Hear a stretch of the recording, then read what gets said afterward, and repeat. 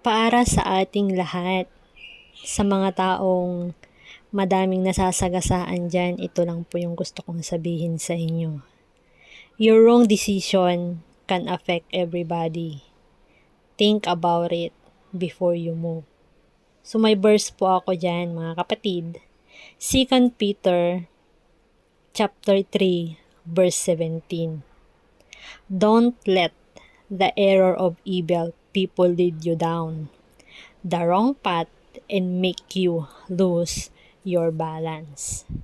So, nasa sa inyo na yan, mga kapatid. Kasi pag once na wala kayo sa good path, alam nyo na kung saan kayo papunta.